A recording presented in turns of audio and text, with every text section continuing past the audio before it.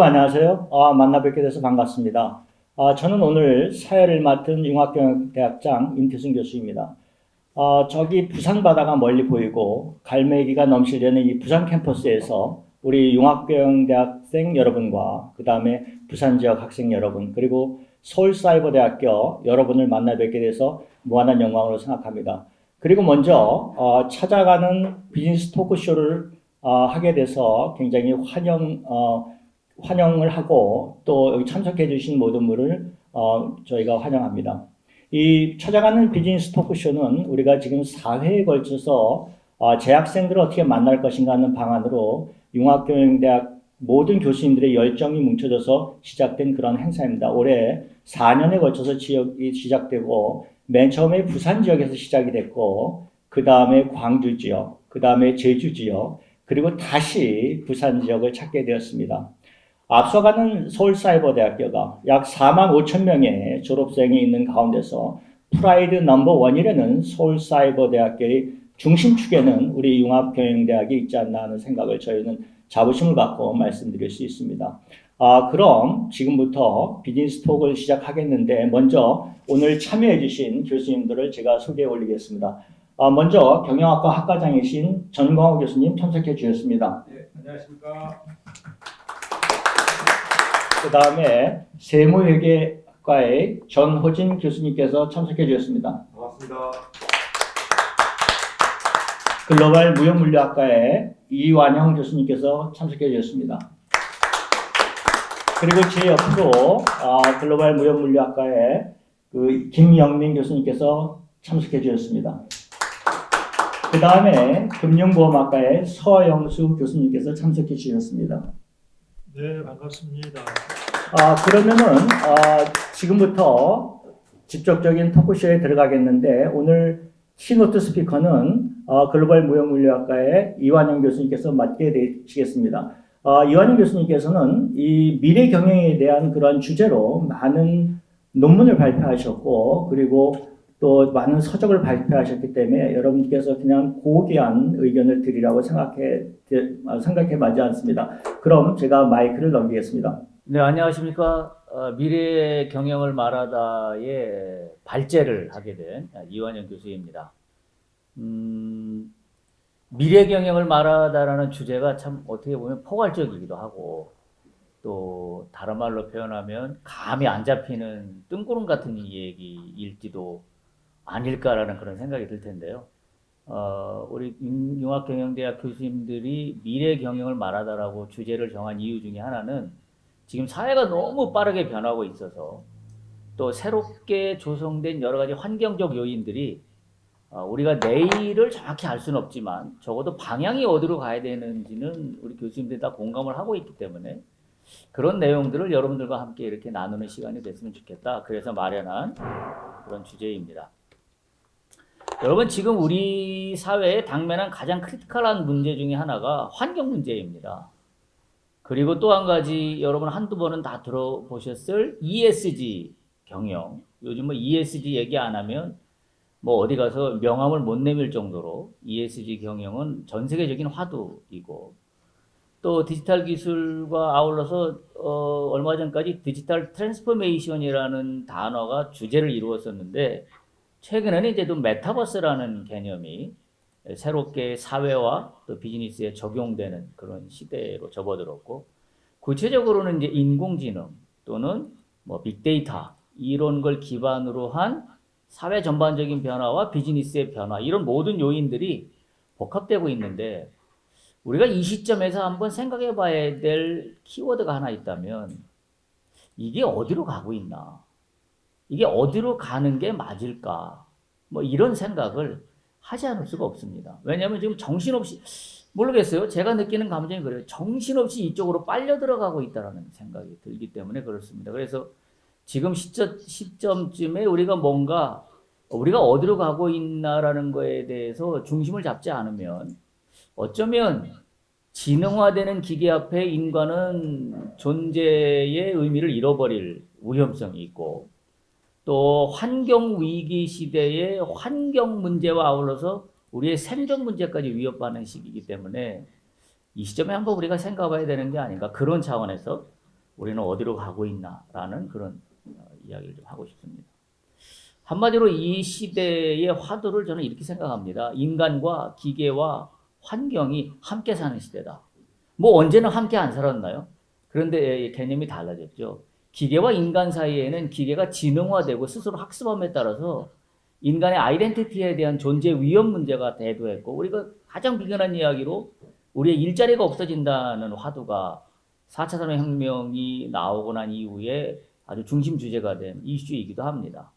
또 한 가지는 환경의 문제는 이제는 뭐 더 이상 강조하지 않아도 이 환경의 위기 앞에 인류 전체의 생존의 문제가 걸려 있다고 해도 과언이 아닐 정도고, 여러분 아시겠지만 국제사회에서 목표로 하고 있는 환경의 저탄소 또는 탄소 중립의 목표가 2050년입니다. 그리고 중간 1차 중간 목표 달성으로 설정한 시기가 2030년이에요. 그러니까 대부분 국제사회에서 2030년에 현재의 탄소 절감을 50% 이상 떨어뜨리자. 이게 국제사회에 공유된 내용인데 2030년 따져보면 지금부터 8년 정도밖에 안 남았습니다. 그러니까 이게 머나먼 얘기가 아니라 지금 우리가 방향의 키를 중점적으로 논의할 시점에 와 있는데 이거에 대해서 우리가 한번 공감해보는 그런 시간이 필요하지 않을까 그런 생각이죠. 그래서 인간과 기계와의 사이에서의 문제는 특별히 대두되는 문제가 윤리적인 문제입니다. 그래서 인간의 정체성과 기계의 지능화에 따른 인간 존재는 어디에 세워야 되나? 그렇다 그러면 인간을 대상으로 하는 우리의 비즈니스와 경영은 어떻게 나가야 되나? 이런 것들이 우리가 한번 생각해 봐야 될 주제고요. 그다음에 인간과 환경과의 관계에서는 역시 기후 위기로 말미암은 생태계 파괴이죠. 그래서 지금 뭐 국제사회는 이걸 복원한다, 회복한다라는 여러 주제들을 들고 노력을 하고 있지만 사실은 넉넉지가 않아요. 그러면 이제 제 궁금증은 그런 거죠. 그러면 이 친환경을 한다 그러면 우리가 이 친환경 하는 목적이 뭔가? 그저 플라스틱 줄이면 우리가 친환경 목적을 달성하는 건가? 우리는 어느 방향을 목표로 둬야 되는가? 이런 게 이제 우리가 고민해 봐야 될 시점이고요. 그 다음에 기계와 환경 사이에서도 중첩되는 문제가 있는데 지금 파괴된 환경 문제는 이제 인간의 힘만으로는 회복이 안 됩니다. 그래서 우리는 디지털 기술의 힘을 빌려야 되고 또 지금까지 왔던 기계 장치의 모든 것들이 디지털화로 전환되지 않으면 환경 문제를 개선할 수 있는 방법을 찾을 길이 없어요. 그래서 이제 이런 문제들이 우리가 해결해야 될 공존 시대의 과제다 그렇게 생각을 합니다. 지금 제가 표를 하나 만들었는데요. 저는 산업 경제 시대와 디지털 경제 시대 그리고 앞으로 미래의 경제 시대를 생명 경제 시대다 그렇게 정의를 내리고 싶은데 그 이유는 이렇습니다. 산업 경제 시대는 여러분 한 번씩 들어봤을 텐데요. 1980년도쯤에 미국 하버드 대학의 마이클 포터라고 하는 아주 유명한 전략 교수가 있어요. 경영 전략 교수님인데 그분이 본원적 전략이라는 걸 그때 컴피티티브 스트래티지라는 책을 발표하면서 전 세계적으로 아주 이게 교과서처럼 돼버렸습니다. 그때 여러분 이제 한 번씩 들어봤을 지금 우리가 알고 있는 가격 우위 전략 또는 품질 위주의 차별화 전략 그 다음에 니치 마켓을 짜는 집중화 전략 이게 그때 나온 이야기예요. 그래서 이때 1980년대 산업경제 시대에 이 이론이 지배적이 됐던 이유는 산업에서의 우위를 어떻게 확보할 건가. 산업에서의 우위를 확보하려면 가격이 우위든지 또는 품질이 뛰어나든지 아니면 남들이 들어가지 않는 니치 시장을 들어가든지 이게 그때 사회의 주류였어요. 근데 우리가 생각해 봐야 될 것은 지금도 가격 우위와 품질 우위와 집중화 전략만이 오늘날도 통용되는가? 라는 거에서 우리가 한번 생각해 봐야 될 시점에 왔고요. 그래서 그때 당시는 우리 기업만 경쟁에서 이기면 최고입니다. 그래서 내 기업 중심의 경쟁 우위가 주류가 됐던 시대였다면 2016년 4차 산업혁명 이야기가 화두가 되면서 디지털 기술이 새로운 화두로 떠올랐고 디지털 경제 시대를 우리는 본격적으로 맞이하게 되면서 우리 사회와 또 우리의 경영의 비즈니스의 모든 현장들은 완전히 급격한 변화를 맞이합니다. 그래서 여러분들 지금 많이 들어보시겠지만 오늘날 비즈니스의 핵심은 키워드는 어디에 있냐면 플랫폼에 있습니다. 누가 플랫폼에 참여할 건가? 그걸 다른 말로 표현하면 누가 경쟁력 있는 플랫폼을 구축할 건가? 그래서 많은 대기업들이 자기가 중심이 되는 플랫폼을 구축하는데 굉장한 노력을 많이 합니다.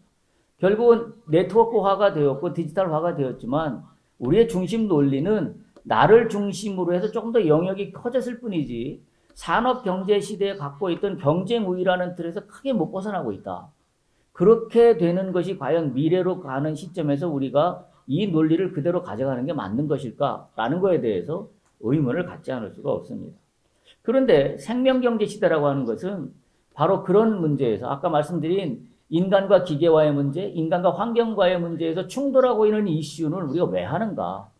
다시 말하면 윤리를 따져야 된다면 윤리 경영은 왜 하는가? 환경 문제를 따져야 된다면 환경 경영은 왜 하는가? 우리가 목적을 어디에 둬야 될까? 저는 그것을 뭐라고 얘기하고 싶냐면 생명 중심으로 가야 된다고 얘기하고 싶은 거죠. 우리가 기계를 개발해서 우리의 비즈니스에 적용하더라도 기계의 기능 중심의 편리성만을 추구할 것이 아니라 그 본질적인 문제는 인간을 존중하는 생명, 또 동식물을 존중하는 생명, 그것이 기술 개발의 바탕이 되어야 되고 그것들이 비즈니스 현장에 접목되는 목적성을 가져야 된다. 그렇지 않고 기능 중심으로 디지털 기술을 대하는 한 인간은 갈수록 일자리가 없어지고 존재에 대한 어떤 포션이 아마 줄어들게 될 거예요.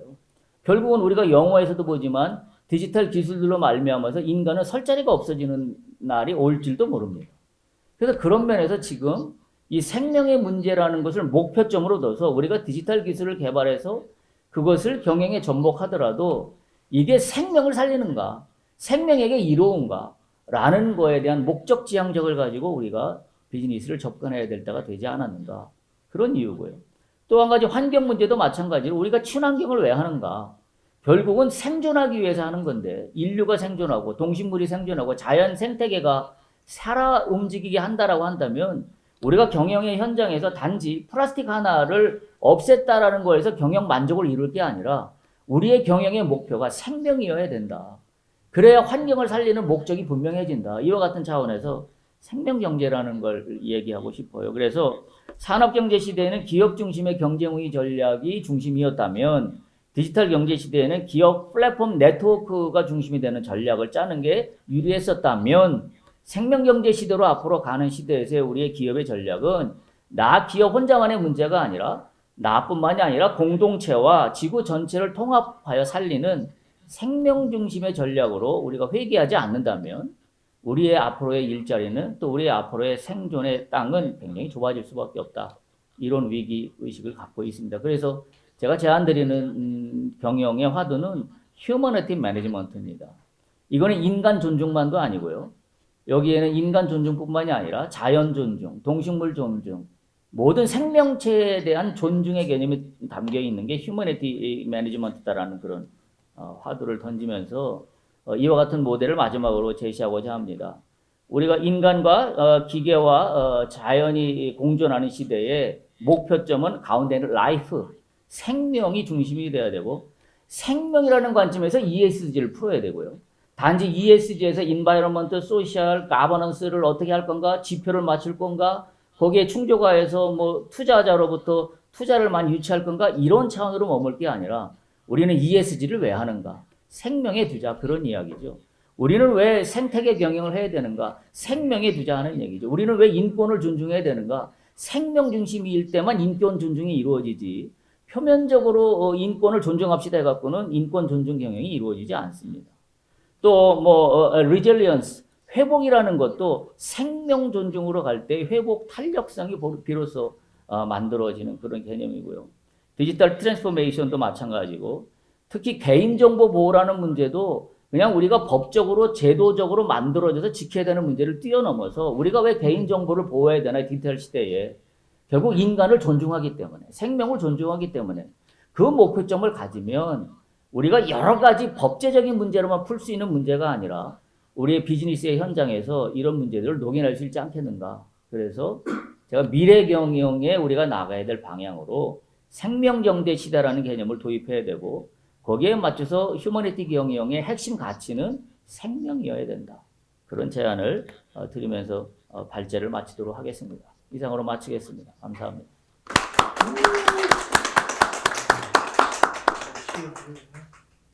너무 잘해버리면 나머지는 아, 참. 자, 그래서 오늘 우리가 얘기할 우리 교수님들이 같이 토킹할 그런 주제들이 첫 번째 여러분들이 가장 많이 반응을 보여주신 주제가 ESG 경영이에요. 첫 번째가 ESG 경영이고요. 그 다음에 비즈니스와 미래 사회.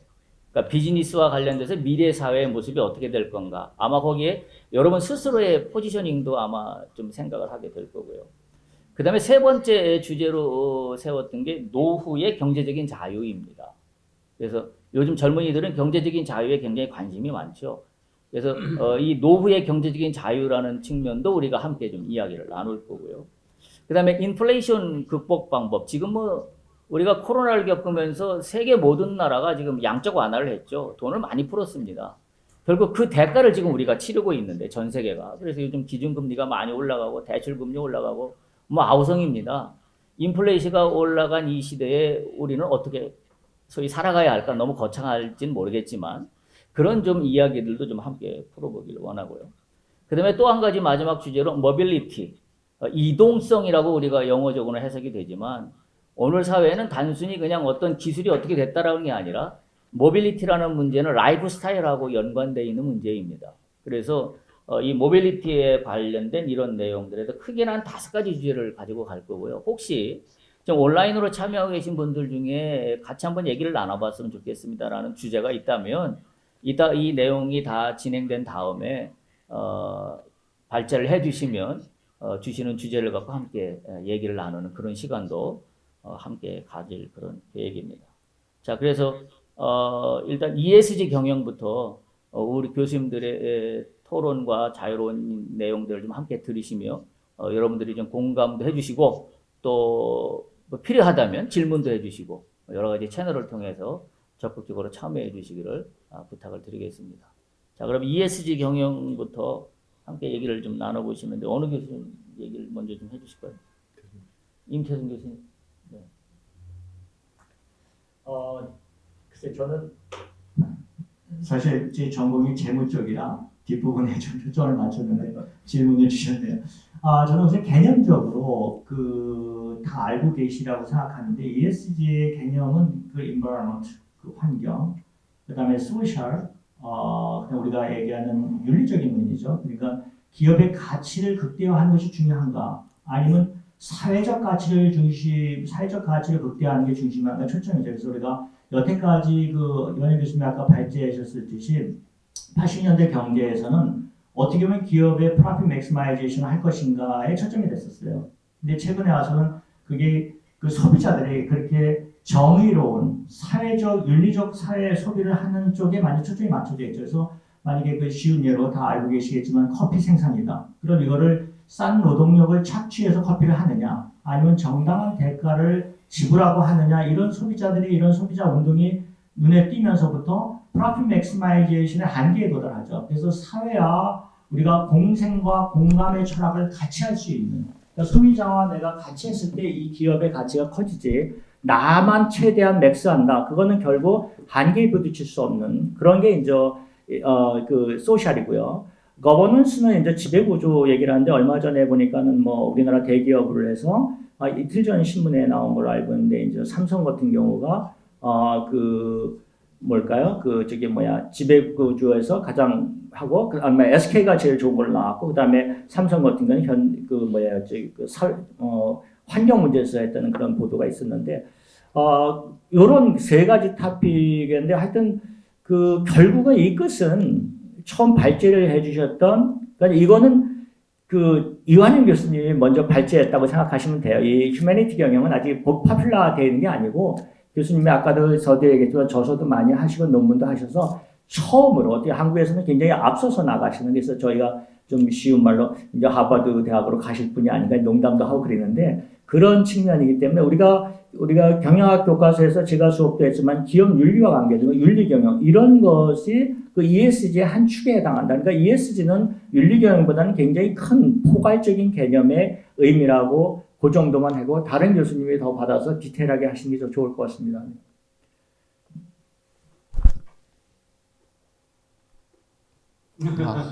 다른 교수님 준비하시는 동안 우리 임태수 교수님 사회적 같이 얘기했는데 이게 이제 ESG가 되면서 우리가 그 전에 사용했던 용어가 뭐냐면 기업의 사회적 책임이에요. CSR이라고 들어보셨잖아요.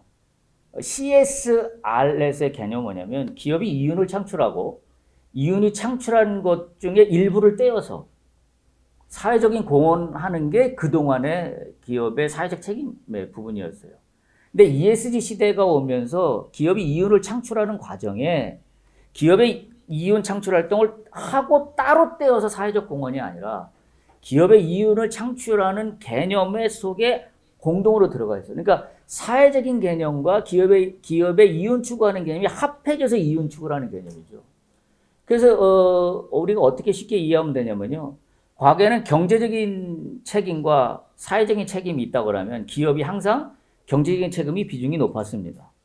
그런데 시대가 조금 진행되면서 CSR이 나왔고 그다음에 CSV라고 하는 공유 창출이라고 하는 개념이 나왔는데 그러면서 경제적인 책임과 사회적인 책임이 비슷하게 가는 그러나 따로 떨어져 있는 그런데 ESG로 가면서 개념이 어떻게 바뀐 거냐면 경제적인 책임과 사회적인 책임이 통합돼서 공통분모를 이루고 있다.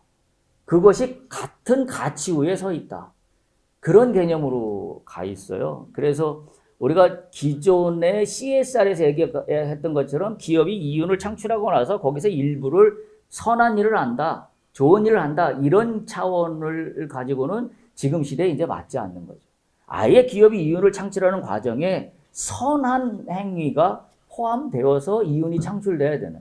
요즘에 우리 잘 겪잖아요. 우리 소비자들이 똑똑해져 가지고 사회적으로 문제를 일으키는 기업이 나타났다 그러면 불매운동 하잖아요.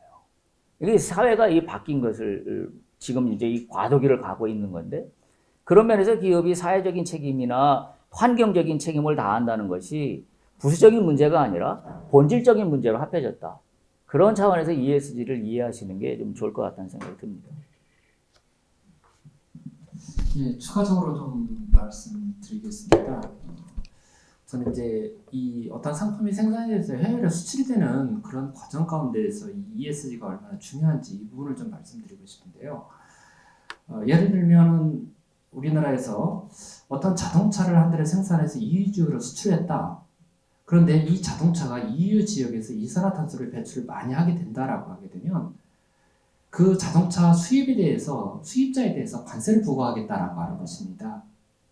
결국은 어떠한 상품이 생산이 돼서 생산되는 국가에서 배출되는 오염 문제가 아니라 그 상품이 수입되는 국가에서 수출한 사람을 대상으로 대해서 즉 국경이 바뀌었는데도 불구하고 발생시킨 탄소에 대해서는 세금으로 부과하겠다라고 하는 것입니다. 근데 현재는 이러한 탄소 국경세라고 하는 부분들이 그렇게 크게 문제되지 않고 있는데 이제 2030년이나 50년이 되게 되면 그 부분에서는 예외 없이 수입 관세 이외에 국경 조정세를 부과하게 되면 수출자는 좀 더 비싼 가격으로 수출을 해야 된다라고 하는 측면에서 상당한 부담으로 작용이 되고 있고 결국은 수출할 수 있는 기회를 그만큼 상실하기 때문에 벌써부터 이 비즈니스 쪽에서 이러한 부분들에 대해서 준비를 해야 된다라고 하는 측면이 많이 강합니다. 뭐 이쪽에서는 상당히 많은 부분들을 이제 그 관심을 많이 갖고 준비하고 있는 것은 또 사실인데 예를 들면 이런 경우들도 우리가 이제 데이터 센터도 많이 있는데 이 데이터 센터로 인해서 전기 사용이 엄청납니다. 우리가 알고 있는 것 이상으로 배출이 되는데 그러면 이 전기를 사용하는 데 따라서 전기를 생산하기 위해서 발전소를 또 가동을 시켜야 되는데 그로 인해서 또 탄소 배출된다라고 하는 겁니다. 그럼 이런 부분에서 세금을 부과하는 그런 부분들이 있어서 E라고 하는 부분들이 많이 강조되고 있고요. 또 S는 근래 우리나라에서 이제 이 상당한 사고, 안전사고로 인해서 중대재해처벌법이죠. 이런 부분에서 상당한 이슈가 되고 있는데 사고 발생을 위해서 얼마나 노력하느냐라고 하는 부분들도 매우 중요해지고 있고 또 근로자 또 얼마만큼 만족시키느냐라고 하는 부분들 그러니까 종사자에 대해서 얼마나 만족도를 높이기 위해서 노력하느냐라고 하는 부분들도 이 ESG와 관련해서 매우 중요시되고 있는 이슈가 되고 있다라고 하는 것이죠. 그런데 이것이 어느 날 갑자기 만들어지는 부분들이 아니라 상당한 비용을 투자해서 수익은 별로 없는데 상당한 비용을 투자해서 상당한 기간 동안 준비를 해야만 나중에 이 비즈니스 세계에서 살아남는다라고 하는 그런 측면에서 ESG가 매우 중요하다고 그렇게 말씀드리고 싶습니다. ESG 가지고 뭐 너무 오랜 시간을 끄는 것 같은데 지금 뭐 다 말씀 나오신 것 같고 결국 그 기업이 추구하고자 하는 게 뭐냐 뭐 이거가 뭐 ESG 경영이라고 해가지고 뭐 그 이 해아래 새로운 것이 없다는 것처럼 ESG 경영이 하늘에서 어느 날 갑자기 뚝 떨어진 건 아니에요. 기업이라는 데가 추구해야 할 궁극적인 목적이라는 거는 지속 가능성이라는 거, 서스테이너빌리티라는 건데 그 지속 가능성이라는 거를 항상 추구해 왔는데 그 이전에서는 이윤 추구를 통해서 지속적인 그런 성장과 발전을 해야 된다라는 그런 입장이었었다면은 지금은 그런 이윤이라는 것보다는 어떤 환경, 그러니까 계속적으로 기업 활동을 하기 위해서는 환경 경영이라는 거, 환경에 대한 그 이 기업의 어떤 역할, 또 환경에 대한 어떤 그 책임 이런 것들을 해야 된다. 또 기업의 이윤이 아니라 사회적인 가치라는 것을 제고시킬 수 있는 것을 해야 된다. 마지막으로 그러기 위해서 계속 지속적으로 성장과 발전을 위해서는 기업의 지배 구조가 투명하게 유지돼야 된다. 뭐 이런 내용들을 담고 있는데 이런 것들이 새로운 거가 아니다라는 사실이에요. 예전부터 계속 추구해 왔었는데 지금 이 상황에서 지금 우리가 처한 그런 상황에서도 앞으로 계속적으로 기업들이 성장과 발전을 하기 위해서 이런 요소들이 필요한 거다라고 이렇게 얘기하는 것이고 이거는 또 환경이 변하면 또 다른 요소들로 이렇게 바뀔 가능성이 있어요. 근데 지금 이 기업이 처한 여러 가지 그 환경 적인 그런 요소들을 고려해 봤을 때 이런 그 환경 문제라든지 사회적 가치 문제라든지 아니면은 기업 지배 구조라든지 이런 것들이 중요한 요소다라고 이렇게 이야기를 하는 것이 ESG 경영의 핵심이다라고 이렇게 보시면 될 것 같아요. 제가 마지막으로 하나 사족 짧게 하나 하겠습니다. 저도 얘기 네네. 해주세요. 네네네. 우리가 마지막 그 CSR 얘기하는데 거기서 우리가 좀 혼동하는 게 있어요. 우리가 그 네 가지로 나누거든요. 법적인 책임, 경제적인 책임, 사회적인 책임, 도덕적인 책임인데 우리가 이제 보통 우리나라 대기업들 하면은 나중에 연말에 뭐 공헌하고 뭐 기부금 하고 하잖아요. 수재 의원은 그게 아니고 저는 그 기업에서 가장 큰 책임은 두 번째 경제적인 책임인데 우리나라 경제적인 책임 그러면 수재 의원금을 많이 낸다 그게 아니고 기업의 가장 큰 경제적인 책임은 파산에 대한 거예요. 그 파산을 시켰을 때 종업원들에 대한 배신행위잖아요. 그러니까 그게 더 크다 나는. 돈 얼마 주는 게 중요한 게 아니고 기업인들은 그 내 경제적 책임을 하는 내 가족이잖아요. 가족을 어떻게든 끌고 가서 영속적으로 월급을 타게 하고 해야 되는데 파산을 한다? 거기에 대한 책임이 굉장히 크다. 그러니까 약간 우리가 약간 혼동스러울 수 있는데 돈을 내는 게 중요한 게 아니고 기업인들은 기업을 영속시킬 그 의무가 더 크다. 그거를 차적으로 말씀드립니다. 개인적인 생각으로 봤을 때 정보의 비대칭이 이제 이렇게 대칭화되고 있으면서 이런 ESG 등 이런 것들이 나오지 않았을까. 그 전까지는 우리 이한희 교수님 얘기했지 80년대, 90년대에만 되더라도 소비자들이 정보의 어떤 접근성이나 그 다음에 정보를 필터링할 수 있는 이런 해안 이런 게 되게 좁거나 아니면은 기업들이 좀 공개를 안 하거나 뭐 그러다가 SNS나 디지털 기술 뭐 이런 것들로 무장된 소비자들이 스마트해진 거죠. 스마트해지면서 자기들의 권리를 요구하다 보니까 기업들이 서서히 이렇게 균형이 이렇게 같이 가면서 정보가 이렇게 대칭화되지 않았을까.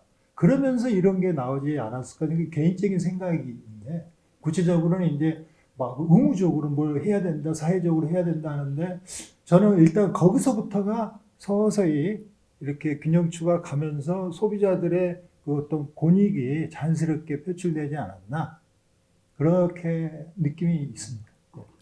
맞습니까? 네, 맞습니다. 그러니까 그 얘기와 결부해서 ESG에서 나오는 화두 중에 하나는 미국의 그 책이 하나 나와 있는 게 있는데 Grow the Pie라고 하는 책이 있습니다. 말 그대로 Grow the Pie, 파이를 키우자.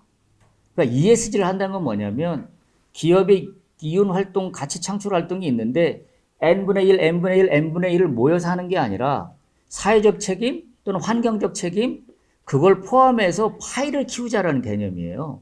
그러니까 이미 있는 거에서 파이를 쪼개서 한 부분은 환경을 하고 한 부분을 사회적 책임을 하고 한 부분은 기존에 했던 이윤 추구 활동을 하고 이런 개념이 아니라 사회적인 부분과 환경적인 부분까지도 포함하는 파이를 키워서 왜냐하면 파이를 키운다는 것은 기업이 무모하게 지금은 비용이 들어가서 파이를 키우는 것처럼 보일지 모르지만 사회적으로나 환경적 책임을 다하지 않는 기업에게는 이제 소비자들이 물건을 사주지 않는 세상이 올 거예요.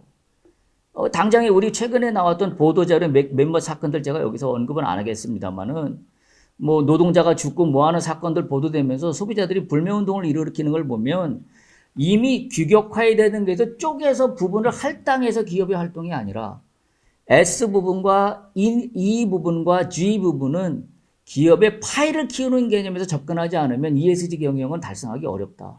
그런 측면에서 이해하는 노력들이 최근에 많이 형성되고 있는 그런 개념이에요. 그래서 지금 우리가 전통적으로 갖고 있는 여러 가지 분야를 쪼개서 그분의 하나하나를 채워서 한다. 그런 개념으로 접근하면 ESG 개념을 달성하지 못할 수 있어요. 그리고 지금 서영수 교수님 말씀하신 것처럼 저도 적극 공감하는 게 정보가 아까 우리 전 교수님도 말씀하셨지만 투명하게 공개되고 그런 차원에서 파이가 커지는 거지 틀어막고 있는 상태에서 뭘 쪼개서 해보려고 하면 이 문제는 접근조차 불가능하다.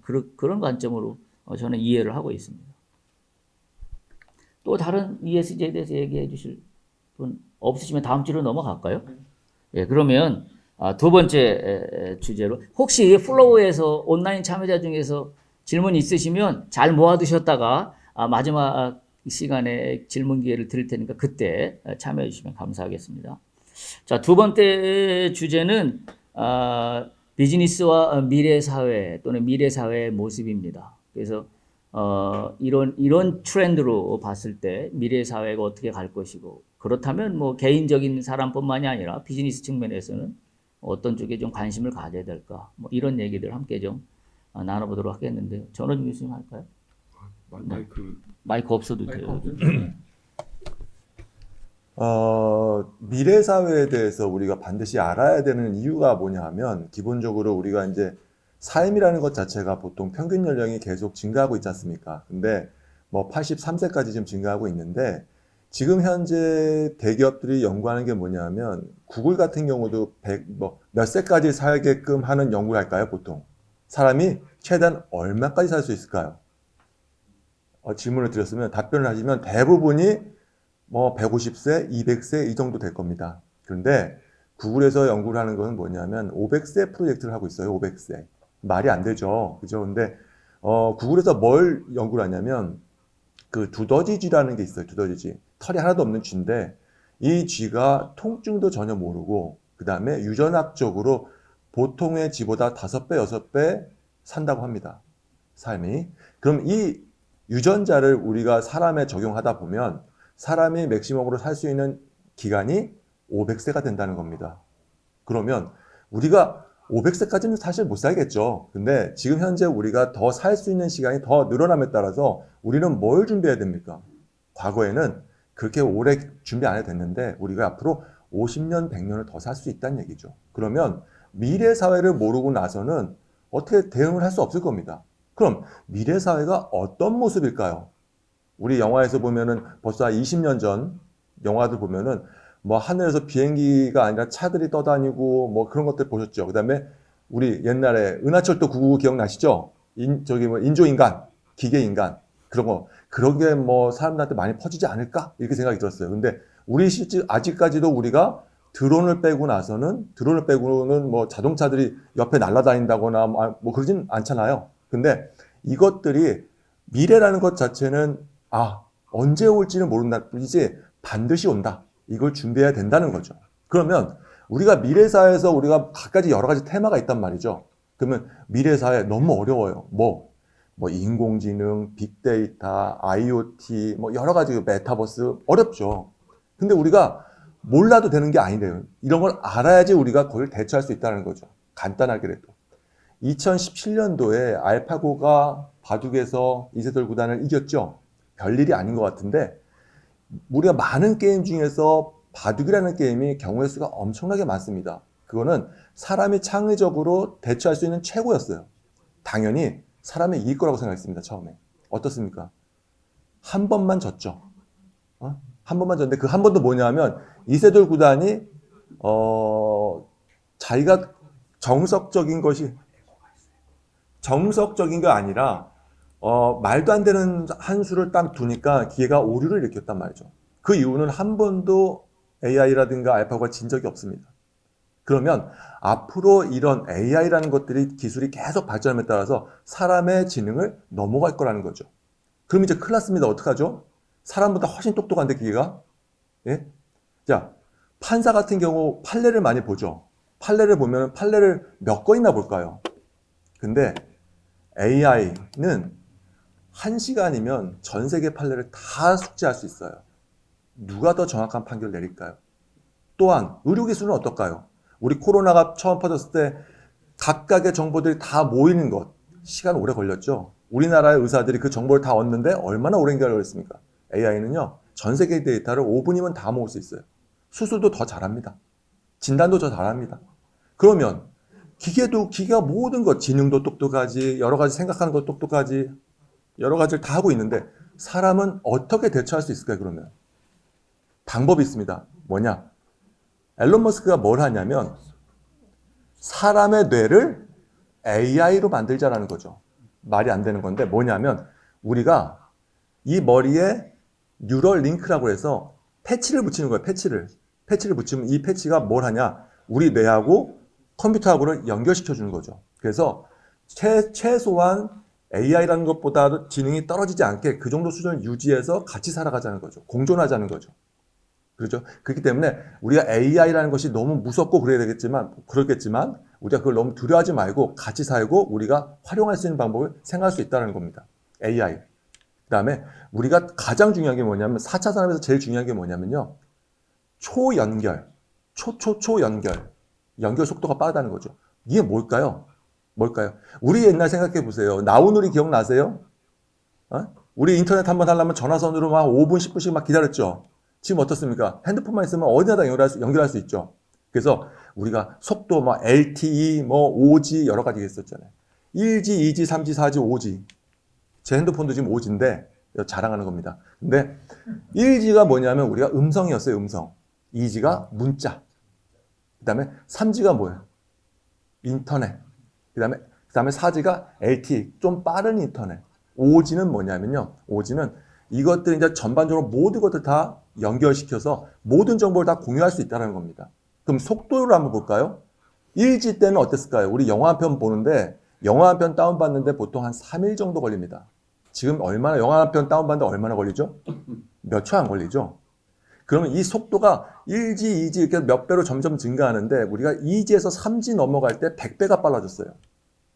3G에서 4G가 넘어갈 땐 5배가 빨라졌고 그 4G에서 5G가 넘어갈 때는 몇 배가 빨라졌냐면 20배가 빨라졌습니다. 근데 실질적으로는 이론상으로는 20배인데 실제로 측정을 해보면 한 10배 정도 빨라졌다고 해요. 이 1G, 2G로 넘어가는 기간이 보통 10년이 걸립니다. 그럼 다음에 며칠일까요? 6G겠죠, 6G. 6G인데 6G는 보통 우리가 생각하는 게 벌써 한 4, 5년 전부터 이제 6G를 연구하기 시작했습니다. 그러면 이제 6G가 앞으로 2020, 한 7, 8년이면 6G가 나올 거예요. 그럼 6G는 속도가 얼마냐? 또 5G보다도 훨씬 빠르다는 거죠. 그러면 이 속도가 빠른 게 뭐가 중요하죠? 뭐가 중요하냐면 이것들이 연결 속도가 빠르다는 겁니다. 보세요. 예를 들어서 만약에 원격 진료, 원격 수술을 한다고 보죠. 데이터가 느리면요. 원격 진료를 할 수가 없어요. 우리가 속도가 느리면 막 화면이 끊어지고 막 통신이 끊어지고 그러잖아요. 속도가 빠르다는 얘기는 뭐냐면 고화질을 바로 볼 수 있고 그 다음에 실제로 환자를 내가 직접 눈으로 보는 것처럼 미국에 있는 환자를 눈으로 보는 것처럼 가까워진다는 거죠. 그런 것뿐만 아니라 자동차도 마찬가지입니다. 앞으로 자동차의 핸들과 브레이크, 엑셀 페달이 없어진다 그래요. 기계가 자동적으로 자율주행을 한다 그러죠. 그러면 사람보다 훨씬 운전을 잘할 겁니다. 왜? 우리는 우측으로 가려면 뭘 합니까? 우측 깜빡이를 켜죠. 근데 차들끼리 공유하면 초연결로 정보를 공유하면 이제 깜빡이를 켤 필요가 없어요.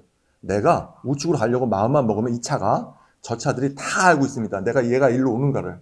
사고가 날 일이 없죠. 그죠? 그래서 모든 것들이 연결이 되는 사회. 그죠? 그래서 그런 것들이 가장 중요하다는 겁니다. 그래서 앞으로는 초연결 시대를 계속 우리가 지속될 거고, 이 초연결 시대가 옴으로써 우리가 아까 말했던 4차 산업 시대에 인공지능, 빅데이터, AI, 메타버스 다 연결된다는 겁니다. 우리는 뭘 준비해야 될까요? 아, 나는 할 줄 아는 게 없어. 아, 너무 어려워. 이렇게 생각할 수 있겠죠. 관심을 갖고 뭔지를 먼저 알아야 되고요. 그 다음에 우리가 어떤 옛날에 그런 거에 관심이 많으면 전공자, 컴퓨터 과학을 한 사람, 프로그래밍을 한 사람, 그렇잖아요. 그죠? 근데 이제 우리한테 뭐가 있냐면 프로그램을 우리가 할 필요가 없어요. 뭐냐면 내가 생각하거나 말을 하면 자동적으로 코딩을 해주는 기계가 나왔습니다. 그렇기 때문에 이제 우리가 컴퓨터를 공부할 필요 없어요. 내 생각만 있으면 돼요. 내 아이디어만 있으면 컴퓨터라든가 이런 것들 프로그램을 자동적으로 해서 그런 것들을 우리가 전문적인 영역을 우리가 같이 공유할 수 있다는 겁니다. 그래서 미래 산업을 너무 어려워하지 말고 내가 오늘 당장부터 한번 관심을 가지고 보는 거죠. 아, 이게 뭐구나. 그러면서 미래 사회를 준비하는 게 아닐까라는 생각이 들었습니다. 어렵지 않으니까 같이 한번 공부해 보시고 유튜브에도 상당히 많은 정보가 많습니다. 그렇기 때문에 한번 같이 공부해 보시면 많은 도움이 될 것 같습니다. 감사합니다. 예, 전효정 교수님 얘기 듣고요. 저도 이제 한 두 가지 정도 얘기를 들으면서 미래 사회는 제가 생각하는 미래 사회는 첫 번째 데이터를 그것도 핵심 데이터를 누가 많이 갖고 있냐. 이게 데이터가 모든 가치 창출의 근간이자 토대가 될 거다. 그럼 지금은 디지털 플랫폼 시대라고 하지만은 다가오는 미래는 데이터를 사고 파는 데이터 플랫폼 시대가 올 거다. 그래서 저도 데이터 관리를 아주 잘하고 있다고는 못하지만 우리는 이제는 데이터를 정교하게 관리할 필요가 있다. 두 번째는요, 제가 생각하기에는 보이든 안 보이든 모든 자산이 디지털화 될 거다. 미래사회가 5년이 됐든 10년이 됐든 그러겠구나. 그런 게 저는 좀 느껴지거든요. 두 가지. 데이터가 모든 가치 창출의 근간이다. 보이든 안 보이든 유무형의 모든 자산이 이제 디지털화 될 거다. 이렇게 두 가지로 느낌이 느껴지고. 예. 우리가 앞으로 세상이 그렇게 가는 게 맞는데 제가 이제 하나 우리 교수님들도 마찬가지고 플로어에 있는 분들에게 질문을 하나 던지고 싶은 게 자, 빅데이터와 인공지능이 다 해결합니다. 그럼 난 뭐 하죠? 여기에 대해서 한번 고민해 보셨나요? 그러면 뭐 빅데이터나 AI를 활용한다라고 한다면 그럼 나는 내 역할은 활용하는 것만 하면 되나? 그럼 어떻게 활용하는 게 우리의 모습을 찾아가는 거고 앞으로 우리의 비즈니스에서 할 일인가? 만약에 극단적으로 얘기하면 경영자가 필요 없는 거 아닌가요? 그냥 빅데이터와 AI에서 진단해 주는 대로 그냥 실행하면 되는 거 아닌가요? 좀 그런 생각이 드는데 다른 분들 혹시 의견 있으시면 좀 아마 플로어에서도 한번 좀 생각을 한번 공유해 주시면 좋을 것 같아요. 아니 그럼 나는 뭐 하지? 빅데이터하고 인공지능이 다 할 것 같으면 내가 굳이 사장님이라고 해서 앉아있을 이유가 있나? 컴퓨터가 시키는 대로 그냥 의사결정해서 따르면 되죠. 어떻게 생각하시는지요? 어떻게 생각하시나요? 저는 이제 좀 막연하지만 처음에 이한희 교수님이 얘기했던 그게 결국은 환경, 인간 이런 것들이 공유하는 게 AI나 빅데이터는 거기까지는 아마 좀 쫓아오지 않을까. 그래서 저는 거기에서 해답을 찾고 싶거든요. 그렇게 이제 저한테 물어보시길래.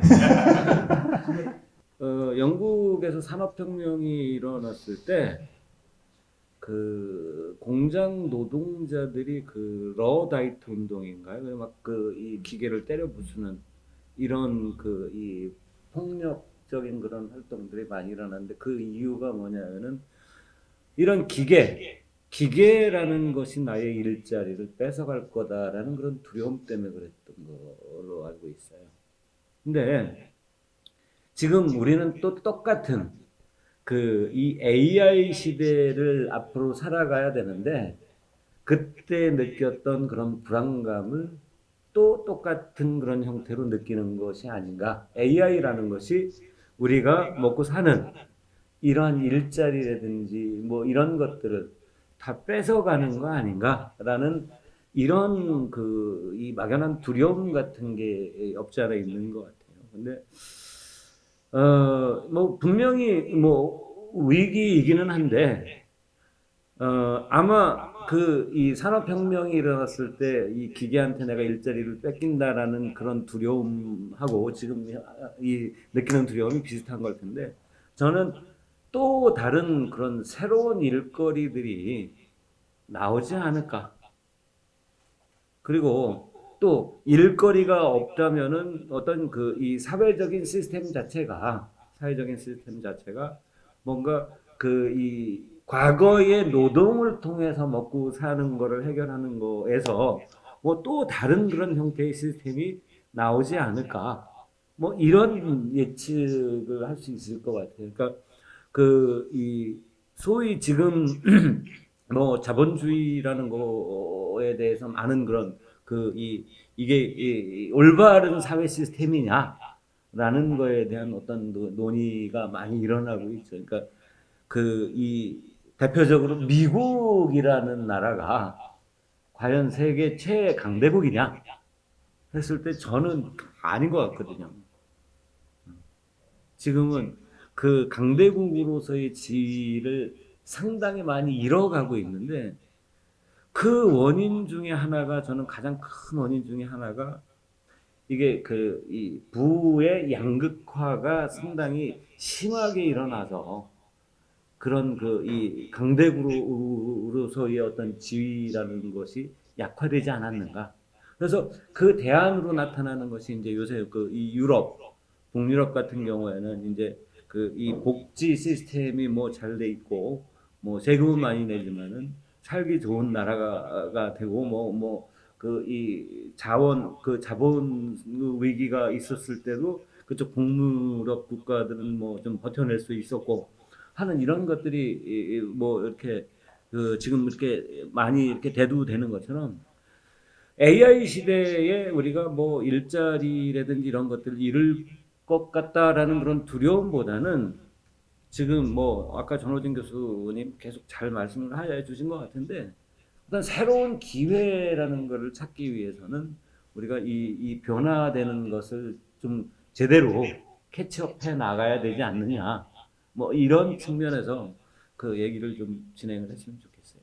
AI 윤리를 연구한 학자들의 견해에 따르면 지금 이제 이 미래 인공지능 사회에서 우리가 두려워하는 문제 중에 하나의 해결책이 윤리 경영인데요. 윤리에서 두려워하는 것 중에 하나는 자율살상 무기입니다. 예를 들면 자율살상 무기는 적군이라고 판명된 데이터에 의해서 적군이라고 판명되는 사람은 무조건 다 죽입니다. 그러나 인류의 역사의 전쟁을 보면 적군도 살려줄 수 있어요. 왜냐면 적군으로 만난 사람이 내 동생일 수도 있고요. 예를 들면. 또는 갑자기 그 순간에 동정심이 발동하여서 적군이지만 살려줄 수 있어요. 근데 빅데이터에는 AI 군대는 무조건 다 죽이는 거거든요. 그게 비단 전쟁이라는 예를 들어서 그렇지 우리의 실제 사회의 생활 속에서 AI와 빅데이터의 판단에만 의존한다고 했을 때 우리는 어떤 일이 벌어질지 우리는 아무도 모릅니다. 그럼 그때 가서 이건 이렇게 안 했어야 되네 라고 한다면 이미 우리가 그 논의의 시점을 놓친 거나 다름이 없는 거죠. 그래서 저는 이쪽에 연구를 하면서 제가 느끼는 건 저는 고전으로 돌아가고 있다는 생각을 강하게 합니다. 아까 우리 전 교수님 말씀하셨지만 새로운 기회의 창출이 어디 있냐 인간으로서 이거는 소위 우리가 그냥 빅데이터와 인공지능만 쫓아가는 비즈니스를 할 게 아니라 우리가 인공지능과 빅데이터를 활용한 비즈니스를 하되 인간 경영자를 비롯해서 인간 종업원들은 인문적인 결합을 해야 된다. 인간이 누구이며 우리가 왜 사는 거며 우리의 존재 이유가 뭔지에 대한 끊임없는 성찰이 일어나지 않으면 앞으로 비즈니스는 속된 말로 인간성은 다 없어지고 과학적인 솔루션에 의해서만 의사결정이 이루어진다고 했을 때 과연 그것이 우리가 추구하는 행복한 사회냐 행복한 경영이 될 것이냐 하는 것은 우리가 한번 심각하게 지금 고려해봐야 될 그런 문제가 아닌가. 그래서 저는 개인적으로 오히려 지금 시대에 인문적이고 철학적인 거를 지금 어린 세대에 많이 이렇게 하도록 장려해야 되는 시점이 지금 시점이 아닌가. 그런 생각을 저는 개인적으로 좀 합니다. 혹시 다른 또 의견 있으신가요? 좀 시간이 바쁘니까 넘어갈까요? 네, 그럼 다음 주제로 넘어가겠습니다. 다음 주제는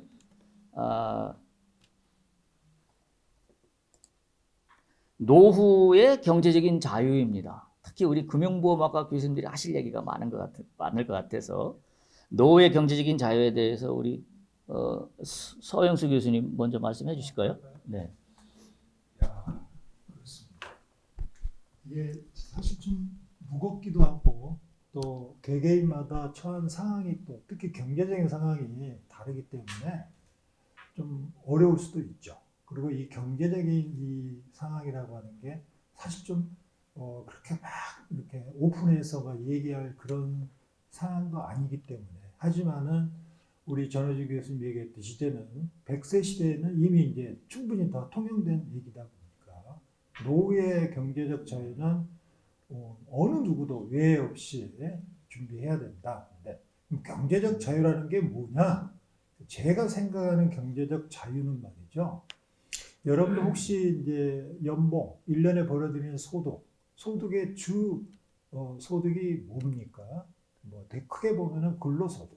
자기가 이제 일을 해서 자영업자다 그러면 사업소득도 있을 거고요.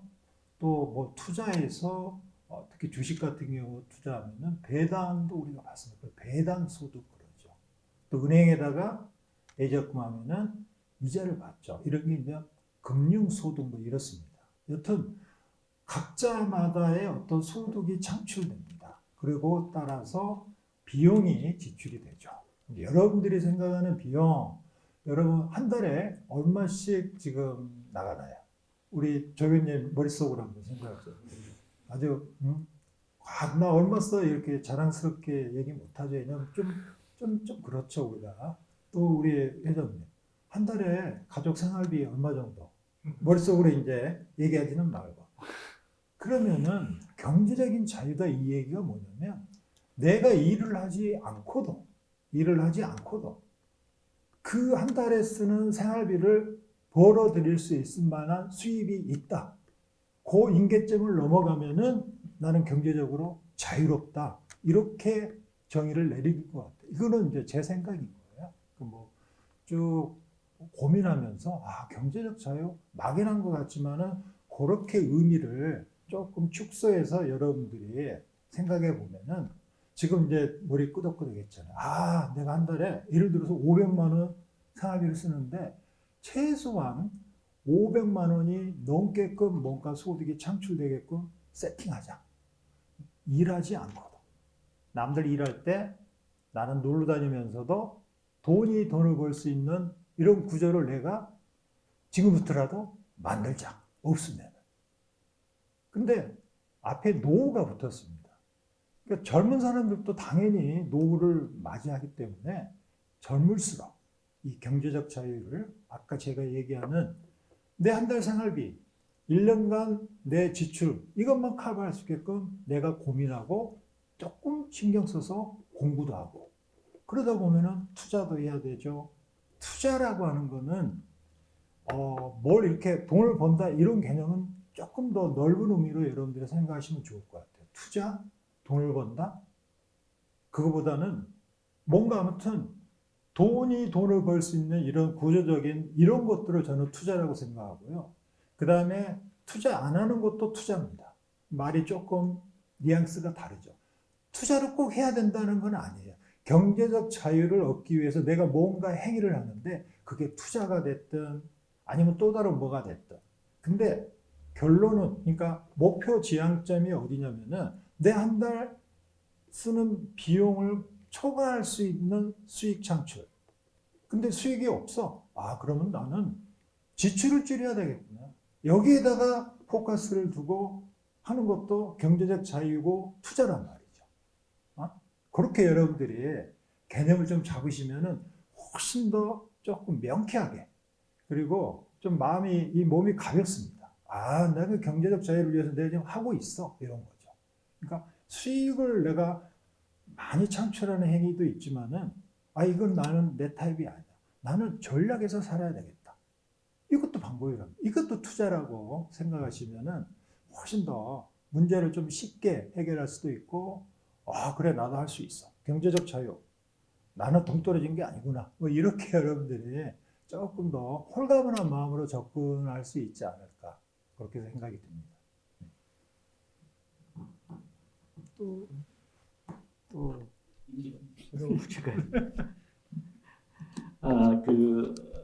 그 경제적 자유라는 개념은 제가 생각하기에 들어보셨을 거예요. FIRE라고.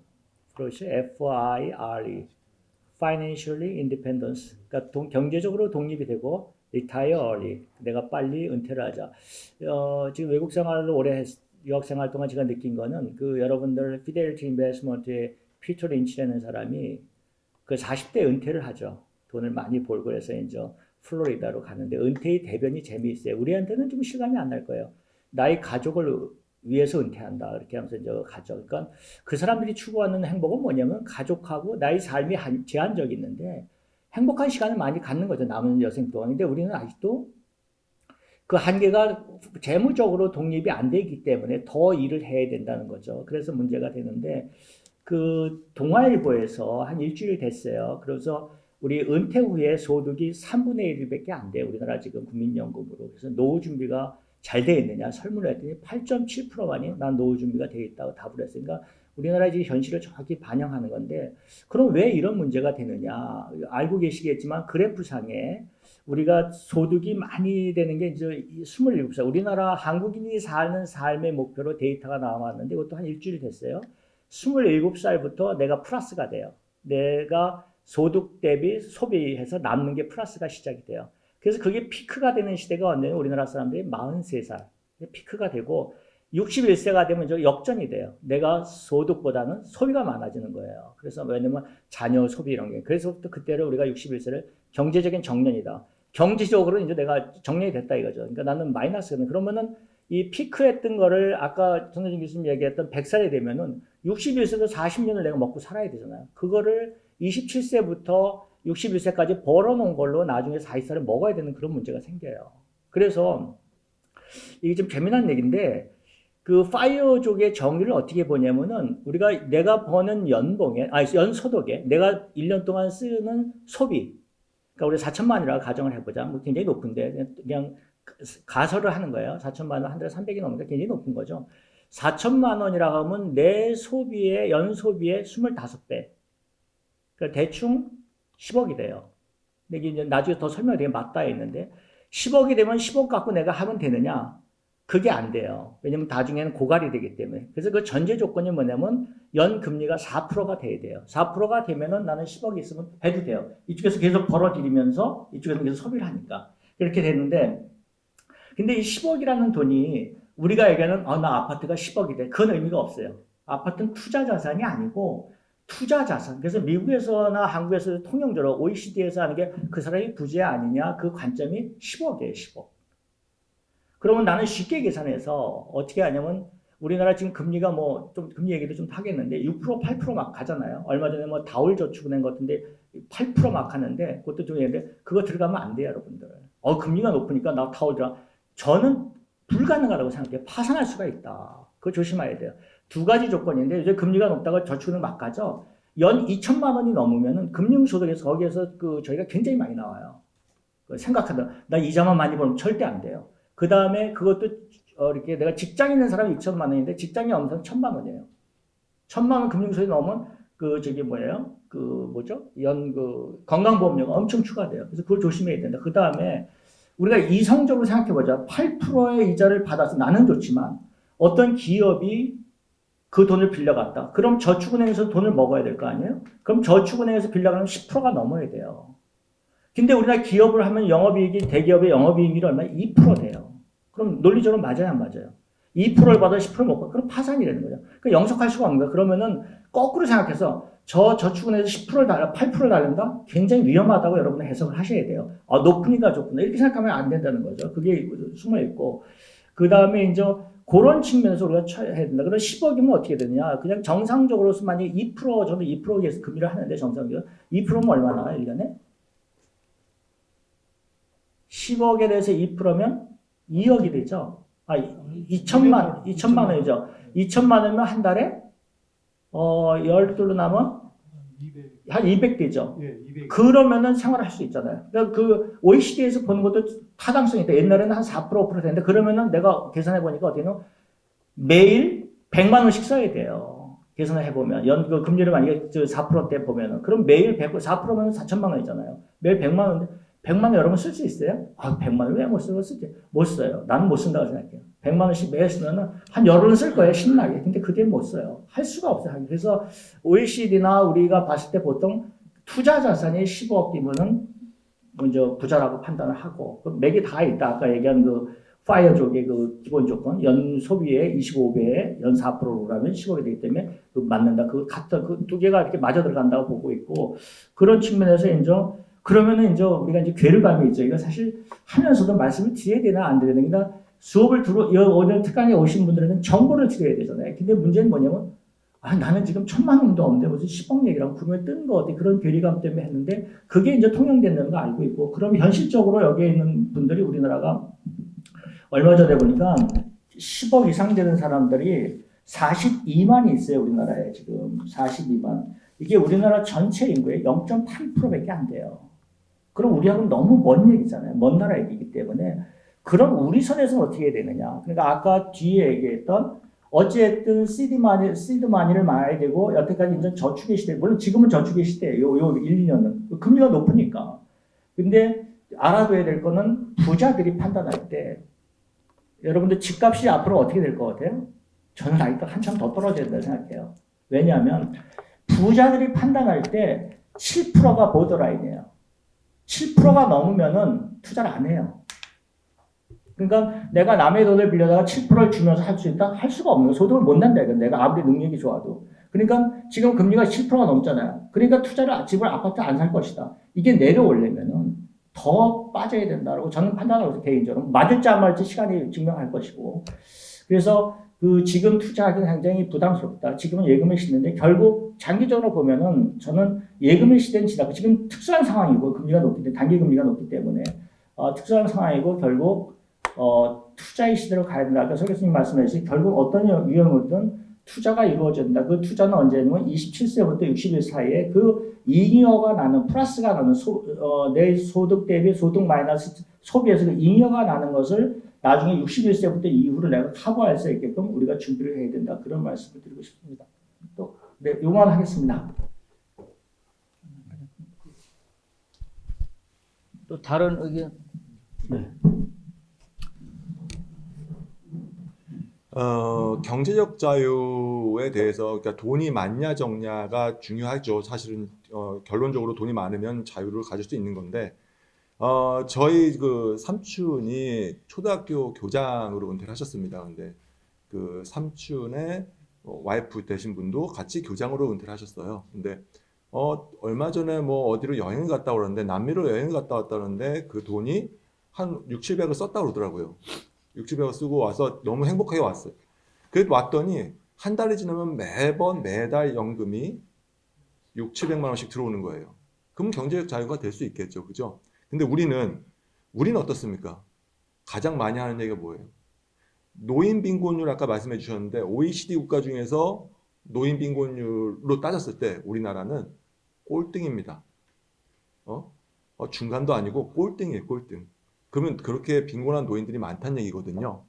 그러면 그 많다는 얘기는 나도 그렇게 될 수 있다는 거예요, 앞으로. 그럼 준비를 해야죠. 그러면 무슨 얘기를 하냐면 그래 준비해야 돼 이렇게 얘기를 합니다. 근데 문제는 뭐냐면요. 교수님 뭐가 있어야 투자를 하죠. 월급이 스쳤다 가는데 통장에 월급만 찍혔다가 다음날 보면 없는데 뭐 갖다 투자합니까? 이렇게 얘기를 해요. 저도 할 거 없어요. 스쳐가니까. 그러면 방법은 뭐 어떻게 어쩔 수 없잖아요. 그러면 방법이 로또를 사는 방법밖에 없을 거예요 아마. 그런데 우리가 로또를 사서 될 가능성은 거의 없잖아요. 그럼 방법이 뭘까요? 올 겨울인데도 불구하고 눈 한 번도 안 왔죠. 그죠?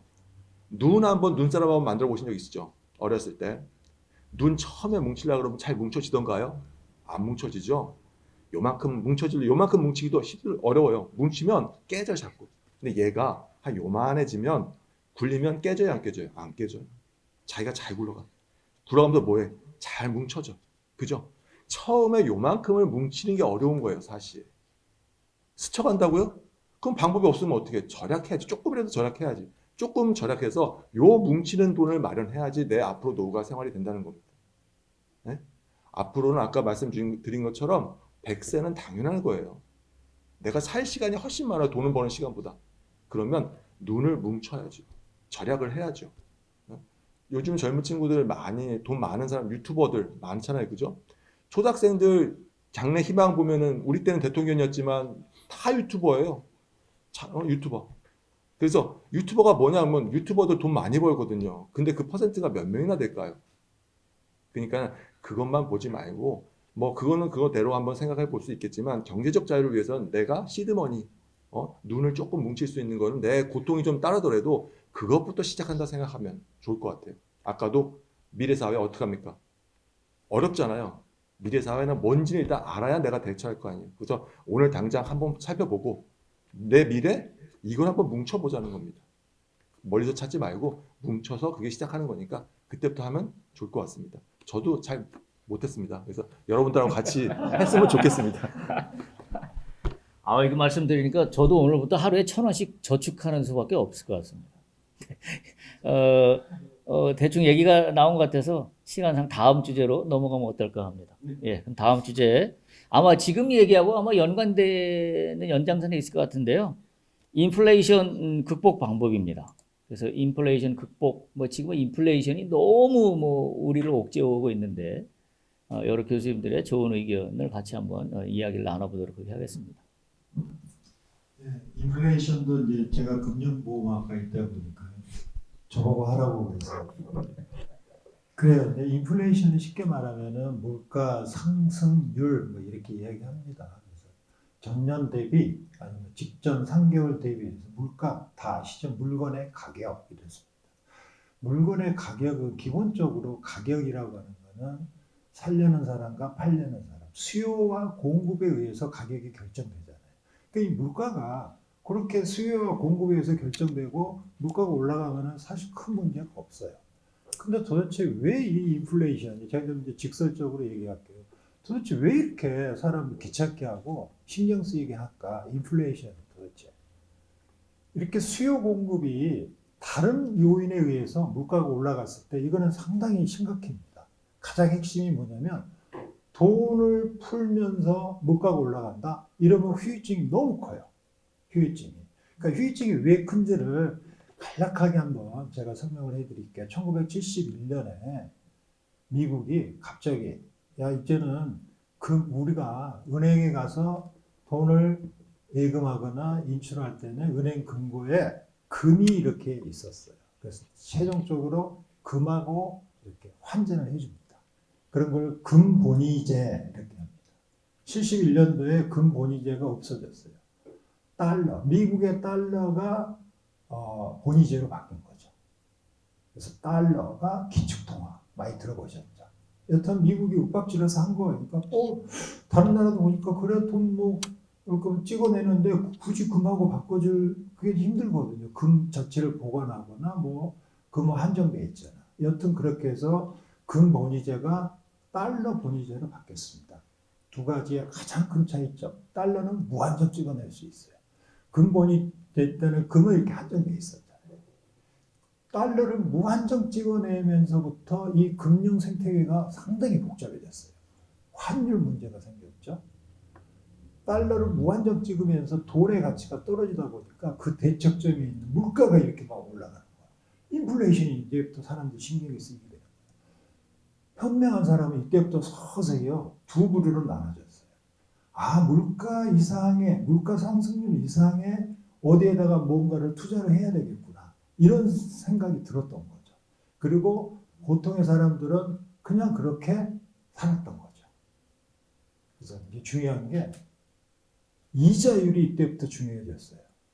인플레이션이 이 사람들 신경 쓰게 되면서 물가 이상의 어떤 뭔가를 창출해내야 되는데 이자율이 그전에는 이자율이 중요하지 않았어요. 현금이 중요했죠. 현금이. 근데 이자율을요 그냥 액면상으로 하는 이자율이 명목 이자율이 있고요. 그 중요한 게 뭐냐면 실질 이자율이 중요합니다. 이제 제가 첫 번째 여러분들한테 인플레이션 극복하는 방법이 첫 번째 제가 제시하는 거예요. 실질 이자율을 관리해요. 실질 이자율은 그 명목 이자율, 우리가 은행에 예금하면은 아까 우리 임태정 교수 8% 준다 저축은행 그러잖아요. 그 8%가 명목 이자예요. 근데 그 8%에서 뭐 세금도 떼야 되죠. 근데 실은 물가 상승률 이상의 수익이어야 돼요. 만약에 8%를 주는데 물가 상승률이 예를 들어서 9%였다. 그럼 마이너스 1% 수익률. 자기 돈을 까먹는 거죠. 그죠? 아, 그러면은 현명한 투자자, 현명한 이 경제적 관념 있는 사람은 실질 이자율 이상의, 그러니까 물가 상승률보다 뭔가 아무튼 이상의 뭔가 수익을 찾아가는 거죠. 그렇게 생각하셔야 됩니다. 돈을 우리가 조달을 은행에서 대출을 받거나 기타 이렇게 누구한테 빌리거나 하잖아요. 돈을 빌리거나 아니면 돈을 운용하거나, 그래서 그걸 자금 조달, 자금 운용 이렇게 얘기하잖아요. 그럴 때 항상 고려해야 될 게 이 물가 상승률입니다. 실질 이자예요.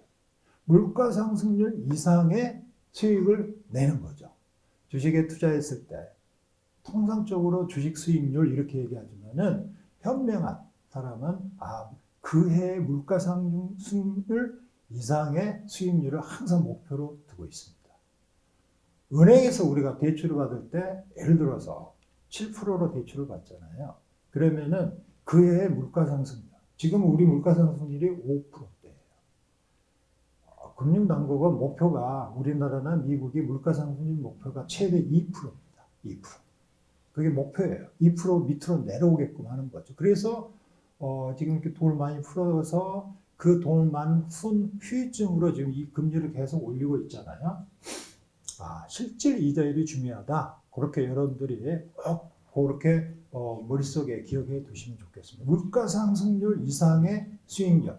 이게 지상 과제입니다. 투자. 돈을 빌릴 때도 운용할 때도 그렇습니다. 그 다음에 두 번째 제가 해결 방안으로 이 인플레이션, 물가 상승률 이상의 수익을 내기 위해서는 뭔가 아무튼 해지 수단이 하나만 있으면 안 되는 거랍니다. 그래서 나오는 용어가 포트폴리오. 포트폴리오는 금융 경제에서 가장 일상화된 용어죠. 해지 수단, 인플레이션 해지하는 수단으로서 투자에 접근.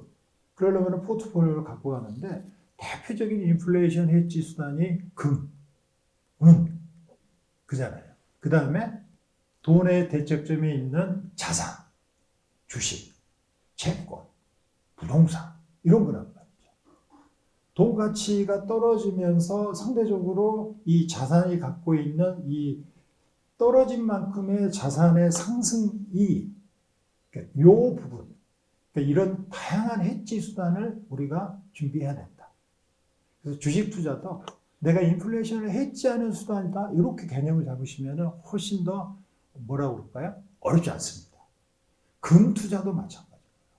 그래서 이 인플레이션을 해지하는 거는 태생적으로 이제는 달러 본위제가 없어지지 않는 이상은 그럼 누구나가 다 물가 상승률 이상의 뭔가 갖고 가야 돼요.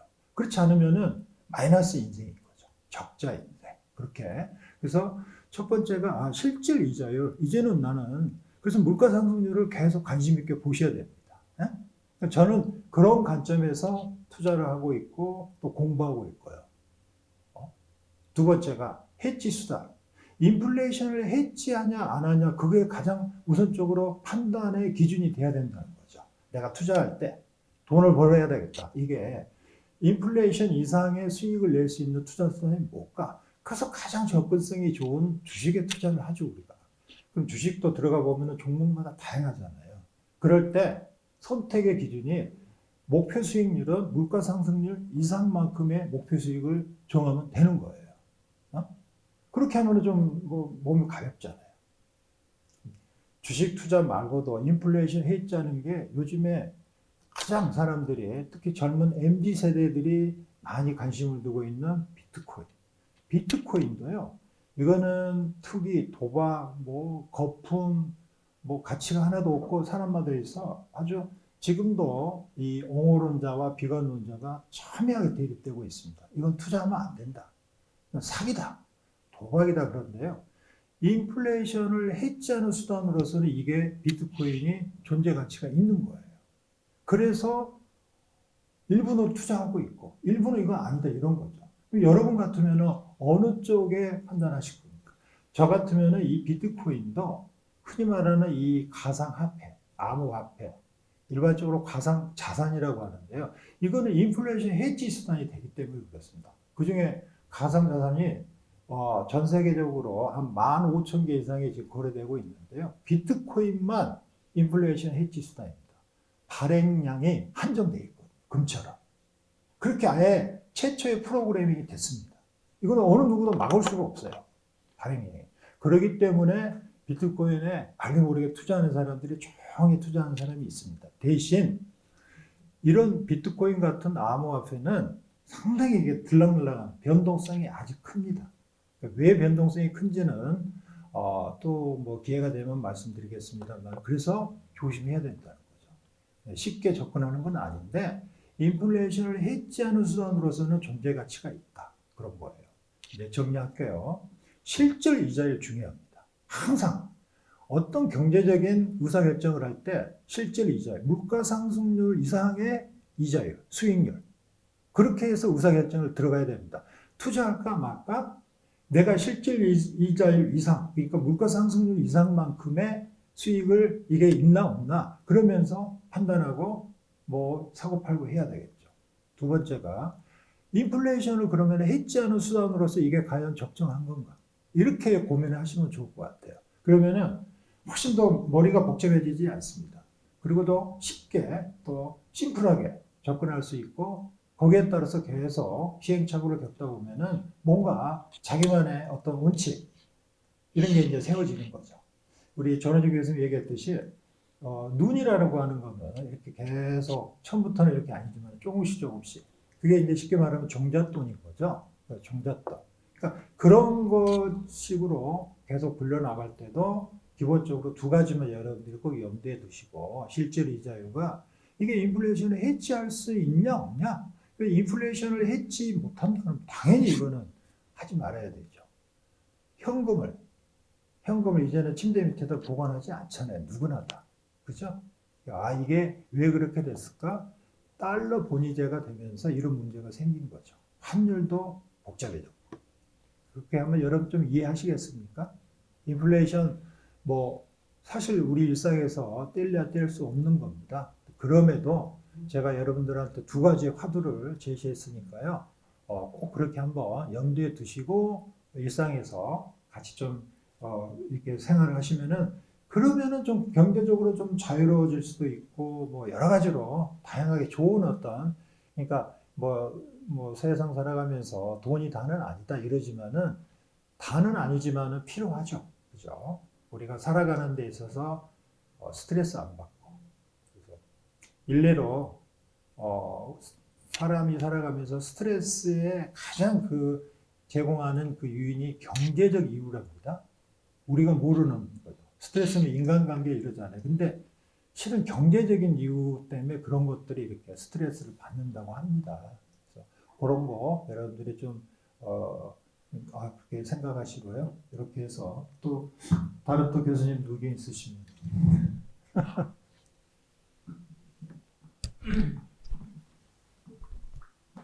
1, 2, 3, 4로 확실하게 정리해 주셔서 다른 의견이 없습니다. 진짜? 자, 마지막 주제로 넘어갈게요. 시간이 많이 가서. 마지막 주제는 모빌리티입니다. 그래서 모빌리티라는 단어가 현재 우리 사회에 아주 중요한 화두고 이건 비즈니스에서도 활용 가능성이 굉장히 높은 단어 중에 하나인데요. 우리 김영민 교수님이 한번 모빌리티에 대해서 먼저 얘기를 좀 해주시면. 예, 모빌리티가 화두 중에 하나인 건 분명한 사실이고 또 관심사가 어디 있느냐에 따라서 모빌리티에 대해서 별로 이제 흥미를 없는 이제 그런 경우들도 있는데 향후 이 모빌리티라고 하는 부분은 이제 스마트 시티하고 같이 연결이 되어서 우리 삶을 많이 변화시킬 거라고 생각을 합니다. 사실 스마트 시티가 되게 되면은 우리 주변에 보이는 이제 이런 신호등 이런 것도 사실상 거의 무의미해지고 또 뭐 택시를 잡기 위해서 뭐 카카오티라든지 뭐 이런 부분까지도 사실상 이제 거의 없어지게 될 거다라고 생각을 하게 됩니다. 보통 이제 이런 모빌리티를 하게 생각하면은 몇 가지 이제 첫 번째는 이제 로봇, 두 번째가 드론, 세 번째가 자율주행차, 또 우리 이제 부산하고는 이제 친한 자율운항 선박. 자, 이런 것들이 이 모빌리티하고 이제 직접적으로 연관이 된다라고 볼 수가 있습니다. 로봇도 이제 공장에서 어떤 상품을 생산하기 위해서 사용되고 있는 이런 제조용 로봇이기도 하지만 또 이제 군대에서 뭐 전투용 로봇도 지금도 많이 사용되고 있고요.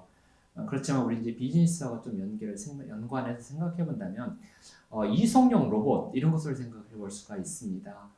지금 이제 우리 식당 같은 데 가서도 사람이 직접 서빙을 해주다 보면 인건비라고 하는 부분들이 비용이 많이 부담이 됩니다. 그러나 식당 내에서 특히 이제 QR 코드라든지 아니면 라이다 아니면 카메라 이런 것을 통해서 얼마든지 제한된 공간에서 서빙 형태의 로봇을 사용할 수가 있습니다. 실질적으로 이제 그 킨텍스 같은 데서 이 서빙 로봇 월 임대료가 얼마냐라고 제가 한번 물어봤더니 한 60만 원 정도밖에 안 한답니다. 사실 인건비보다 훨씬 더 저렴을 해요. 얼마든지 우리 생활에서 이용할 수도 있고요. 또 지금 같은 경우는 이 부산 쪽에서는 아직 이제 시범 서비스가 잘 안 되고 있을 텐데 수도권 쪽에서는 예를 들어서 이제 어떤 공원에서 로봇을 통해서 음식을 이제 배달하는 이제 그런 경우들도 있죠. 실질적으로 시범 서비스를 하고 있고요. 또 어떤 호텔 같은 경우는 이 로봇이 엘리베이터를 타고 짐도 갖다 주고 어떤 필요한 물건도 갖다 줍니다. 로봇이 어떻게 엘리베이터를 타냐고요? 블루투스 기능만 넣으면 됩니다. 얼마든지 현실화될 수 있죠. 자, 이런 로봇도 우리 이제 모빌리티와 관련해서 많이 사용될 수 있고요. 또 두 번째는 이제 드론인데 드론 뭐 여러 가지 방송에서 뭐 어떤 이제 산악 지역이라든지 아니면 섬 같은 데에서 촬영을 할 때 이 드론도 많이 촬영하지만은 우리 죽기 전에 한 번 정도는 이용해 볼 수 있을 것 같은데 드론 택시들이 또 지금 많이 이용될 수 있고요. 배송과 관련해서는 저는 조금은 좀 시간이 좀 필요하다고 생각합니다. 워낙 도심 내에서는 이 장애물들이 많기 때문에 그렇지만 아마존 같은 경우는 도심 내의 물류센터를 통해서 이 드론을 이용해서 얼마든지 이제 음식 같은 것을 배송해 줄 수 있는 여지는 많습니다. 그러나 국내에서는 예를 들어서 이제 캠핑장 어떤 곳에서 캠핑하는 장소까지 갖다 준다든지 아니면 선착장에서 어떤 섬으로 어떤 의약품을 긴급 공수한다든지 이런 쪽을 사용할 때 이 드론은 엄청나게 많이 사용될 거라고 생각을 하고요. 또 뭐 드론 택시도 우리는 얼마든지 그 외곽 지역 같은 경우 아니면은 그 강변이라든지 이런 쪽을 통해서 얼마든지 이용할 수도 있죠. 또 자율주행차 여기 어떻게 보면은 현실적으로 상당히 많이 가까이 왔다라고 생각을 합니다. 뭐 국내 차도 그렇고 우리 수입차 중에서도 상당히 기술적인 수준이 높은 그런 자율주행차들이 많이 있고요. 기술 속도가 워낙 빠르기 때문에 이것도 얼마든지 우리가 이용하게 될 겁니다. 그래서 사실 서울 같은 경우는 청계천이라든지 아니면 이제 판교, 경기도의 판교라든지 오송 이런 같은 경우는 실질적으로 자율주행으로 움직이는 버스들이 있거든요. 이런 부분들도 있고 또 화물차에도 많이 사용될 수가 있습니다. 그런데 이제 그 현재 화물차 쪽에서는 그 운전하시는 분들이 이 자율주행 화물차 생기면 이제 일자리가 없어질 수가 있기 때문에 상당히 많은 반대에 부딪히는 건 사실인데 지금부터 한 20년 지났다라고 하게 되면 실질적으로 이 화물차를 운전하실 분이 지금처럼 많을까라고 하는 생각도 듭니다. 그래서 이런 부분들에서 상당히 많은 영향을 미칠 거라고 생각을 하고요. 또 우리 부산 쪽에서 지금 우리 이 부산 캠퍼스 주변으로 뭐 크고잡은 선박 이런 것들이 많죠. 저쪽 좀 멀리 가보는데 신선대 쪽에서 보면 컨테이너선들이 많이 있고요. 이런 자율운항 선박 같은 경우는 또 자동화된 항만들하고 이제 같이 연계가 되죠. 이런 자율운항 선박 같은 경우는 또 우리 ESG하고도 직접적으로 연결이 됩니다. 또 선박 내에 이산화탄소, 또 황화가스 이런 부분들을 많이 배출시키는 그래서 이 부산 쪽에서도요, 우리 부산이라고 하는 이 지역에서도 탄소 배출이 많은 지역 중에 상당히 높은 도심입니다. 왜냐하면 부산항을 끼고 있기 때문에 그렇습니다. 근데 이러한 선박들에서 엔진에서 사용되는 이산화탄소 배출이 엄청나게 많은데 이런 것들을 자율운항 선박으로 바꾸게 되면은 실질적으로 엔진룸이 화물을 적재할 수 있는 공간으로 바뀔 수 있기 때문에 선박에 대한 적재 효율도 높아지고 또 환경위해 같은 물질을 최소화할 수 있는 그런 여지들이 많기 때문에 이런 자율운항 선박도 상당히 많이 활용될 수 있을 거라고 생각합니다. 자, 이러한 모빌리티 기술들이 우리 생활에서 쉽게 이제 저희가 나이 먹으면은 대화할 상대가 없으면 진짜 휴머노이드 로봇하고 저희들이 이제 화투도 같이 찌고 또 아이들한테는 동화책도 읽어주고 또 경우에 따라서는 정말 휴대용 작은 로봇 같은 경우에서 들고서 해외 여행을 가게 되면은 나는 한국말로 얘기하는데 얘가 실시간으로 번역해 줄 수 있는 이러한 로봇들도 얼마든지 나올 수 있어서 우리가 비즈니스 쪽이든 아니면 우리 생활 쪽에서 이런 부분들은 상당히 많이 활용할 수 있을 것입니다. 대신 너무 이런 모빌리티 기술에 대해서 두려워하기보다는 오히려 좀 즐길 수 있는 여지가 많았으면 더 좋겠다라고 하는 생각이 듭니다. 비즈니스 하면서도 좀 적극적으로 활용할 수 있는 방법들을 찾게 되면 비용 절감이라든지 효율성 측면에 좋지 않을까 그렇게 생각을 합니다. 저는 이 정도 말씀드릴까요? 네.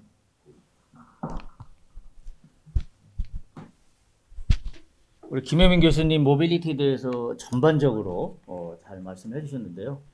비즈니스 모델 관련해서 제가 한마디만 좀 이렇게 생각을 말씀드리면 여러분 자율주행차 지금 교통수단의 의미가 뭐죠?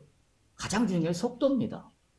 빠르게 목적지에 가는 거죠. 왜냐면 부산에서 서울 가는데 빠른 시간에 가는 게 지금의 개념이에요. 근데 모빌리티 개념은 어떤 개념이냐면 빨리 가는 게 문제가 아니에요. 그 안에 뭘 담느냐면 어떻게 가냐는 거예요. 어떻게. 그러니까 어떻게 갈 것인가 목적지에. 내가 자율주행차를 가잖아요. 내가 운전 안 하잖아요. 지가 스스로 운전하고 가잖아요. 그러면 나는 얘가 움직이는 동안 나는 그 안에서 어떻게 시간을 보낼 것인가. 예를 들면 이런 거죠. 이게 이제 우리의 비즈니스 모델의 화두가 되는 거예요.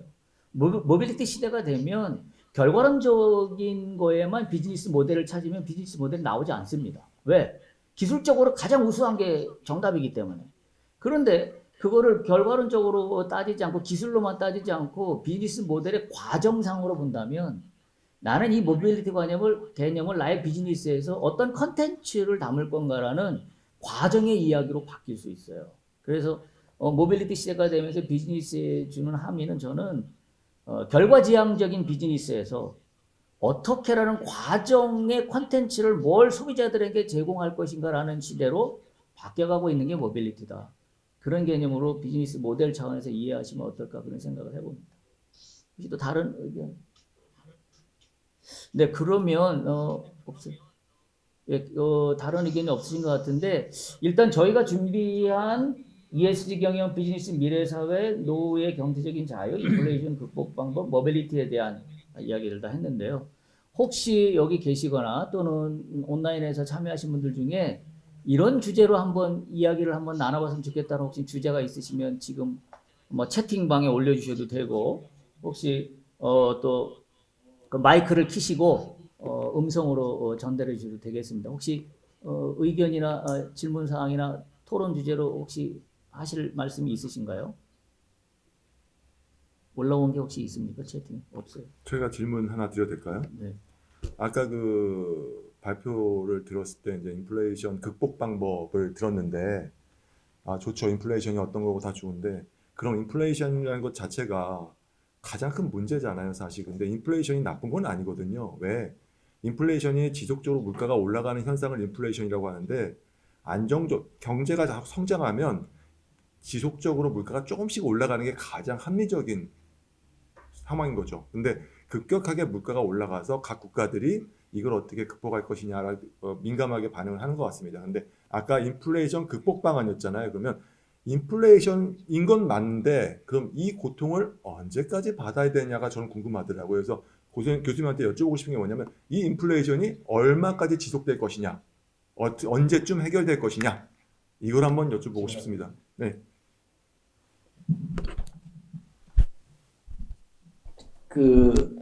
좀 포괄적으로 좀 생각을 해서 그 인플레이션이 일어나게 된 배경은 뭐 여러분이 다 아시죠. 그 러시아하고 우크라이나의 전쟁이 있었고 그래서 유가가 올라갔고 근데 좀 큰 틀에서 우리 금융인들은 이제 세상을 보는 눈을 다른 각도에서 보지 않고 금리로 봐요. 그러니까 인간의 생명으로 보면 저 같은 경우는 이 척추가 우리 중심을 잡잖아요. 그럼 이 경제사회에서는 이 척추가 금리로 가요. 그 금리를 한번 흔들어 버리면 다 흔들리는 거예요. 모든 시스템, 경제 시스템이 확 바뀌는 거에서 경영을 하는 우리 경제인들은 이제 금리가 어떻게 움직여요? 굉장히 민감한데 촉박이기 때문에 금리가 움직이면 다 흔들리거든요. 근데 예측을 한다는 건 참 바보죠. 미래를 예측하는 것은 바보스러운 건 없죠. 왜냐면 틀릴 수가 있으니까. 예, 그건데 이제 우리가 바뀌어야 될 거는 그럼 왜 인플레이션이 일어나냐? 우리가 얘기하는 뭐 유가의 문제라든가 우리나라는 뭐 강원랜드 사태가 레고랜드 사태가 배는 거확 튀었잖아요. 근데 큰 틀에서 보면은 이 인플레이션 배경에는 세계화라는 게 있었어요. 세계화. 그러니까는 우리가 옛날에는 금리가 우리나라도 70년대 뭐 5% 10% 하다가 배런간 2% 내려갔단 말이에요. 그래서 저는 그걸 어떻게 해석했냐면 이제 뭐 그 고속도로도 다 건설이 됐고 적당히 기반 시설이 됐구나. 그래서 이제는 더 이상 인플레이션이 없고 저성장만 있을 것이다라고 해서 저인플레이션, 그러니까 이자율이 낮은 이자율. 그래서 미국에서는 어떻게 얘기를 했느냐 그거를 이제는 뉴노멀이다. 과거 같은 이자는 없고 이렇게 낮은 이자율이 이제 노멀이 됐다고 생각했단 말이에요. 그게 20년이 됐어요. 이제 미국의 경제 성장이 20년이 됐다. 근데 그 배경에는 뭐가 있었냐면은 바로 세계화가 있었어요. 미국 사람들이 봤을 때 미국 사람들이 가장 아까 지적해서 민감한 게 뭐냐면 인플레이션이거든. 인플레이션을 잡게 하기 위해서는 어떻게 하냐? 제품을 싸게 해야 돼요. 싸게. 그럼 싸게 하려니까 싼 노동을 데려올 데가 어디냐면 중국밖에 없는 거예요. 그래서 미국 사람들이 강제적으로 중국을 WTO에 가입을 시켰어요. 그렇게 하고 저임금으로 해서 생산된 걸 미국 사람들이 갖다 썼단 말이에요. 그러니까 미국의 그 좀 이렇게 조그만 디파트먼트 스토어 가면 다 메이드 인 차이나예요. 그러니까는 우리나라에서 매우면 시간당 뭐 2만 원을 줄 거를 예전에 시간당 200원 주면 되니까는 그 싸게 들어올 수 있잖아요. 그러다 보니까 문제가 터졌어요. 중국에 있던 미국에 있던 사람들이 소위 얘기하는 러스트 벨트 거기가 다 무너진 거예요. 그러니까 이 사람들이 생각하기에 우리 할아버지 때는 우리가 엄청 잘 살았는데 왜 우리는 못 살지? 우리는 실직이 돼야 되지? 그러니까 이거 투표를 안 해야겠구나. 그래서 공화당에 투표를 줬어요. 트럼프 열기가 그래서 메이드 인 아메리카가 확 뛴 거예요. 그러다 보니까 바이든이 보니까 중간 선거에 지겠거든요. 그러니까 어떻게 해요? 압력을 넣은 거예요. 삼성전자 들어와. 니네 들어와. 그래 살려줄게. 그래서 이번에 바이든이 예상보다 참패할 것 같은데 안 참패한 거예요. 그러면은 앞으로 예상되는 거를 여러분이 생각하기 어떻게 되나? 인플레이션이 그럼 앞으로 보통 인플레이션이 갔다가 확 떨어지는데 이자율이 확 떨어지는데 그럼 여러분이 추측할 건데 그럼 이자율이 내년부터 바로 2% 내려갈 거냐? 저는 그렇게 안 봐요. 왜냐면 이제 메이드 인 USA가 되고 미국 애들이 생산을 한단 말이에요. 그럼 미국 애들의 그 노동당 시간이 우리보다 비싸잖아요. 그럼 미국에서 만들어 온 게 우리가 수입을 해서 써야 돼요. 그럼 그 수입 물가가 낮을까요? 높을까요? 높아질 수밖에 없죠. 높아질 수밖에 없으면 우리나라에 들어왔을 때 우리는 비용을 비싸게 내고 물가가 올라간 거 아니에요. 그래서 인플레이션이 당분간 지속될 것이라는 예측이 맞다고 생각해요. 저는 시스템이 바뀌었다. 과거의 시스템이 지금 아니다. 그래서 옛날에 같은 경우는 지금 같은 경우는 투자를 하려면 채권 투자 빨리 들어가야죠. 왜냐면 그 8%대 뭐 10년을 채권을 먹으면 이자 다 낼 거 아니에요. 근데 그렇게 쉽지 않을 거죠. 그래서 지금 인플레이션이 내년에 지금 이자율이 지금 8%인데 내년에 배란간 1% 되겠다. 그렇게 되지 못할 것이다. 앞으로는 어느 정도의 그 이자율이 높은 시대에 우리가 살아야 될 것이라는 걸 염두에 두고 투자를 하시는 게 맞지 않을까 생각을 합니다. 네, 감사합니다. 그 시간이 한마디만 짧게. 인플레이션은 계속 갈 수밖에 없습니다. 기축통화가 달러가 아니라 만약에 중국의 유안화가 기축통화가 된다. 유로화가 된다. 이러면 몰라요. 근본이자로 회귀하지 않는 이상은 인플레이션은 일단 계속 기본적인 경제 현상인데 인플레이션이 나쁜 건 아니에요. 저는 교수님 지적했듯이 갑자기 급속하게 물가가 올라갔을 때 이걸 인플레이션이라고 그러지 물가가 서서히 점진적으로 올라가는 거는 경제가 잘 돌아가고 있다. 사람 신체를 보면은 정상적인 온도가 열이 있는 거예요. 물가가 떨어지는 걸 뭐라고 그래요? 디플레이션. 사람으로 말하면 저체온증이에요. 디플레이션은 최악입니다. 저체온증은 사망에 이른단 말이죠. 그러니까 그럭저럭한 물가 올라가는 거는 누구나 다 원하는 거예요. 경제적으로. 근데 갑자기 올라갔다? 그러면 타격이 크다. 그렇게 이해하시면 되고요. 저는 기본적으로 인플레이션은 없어지지 않아요.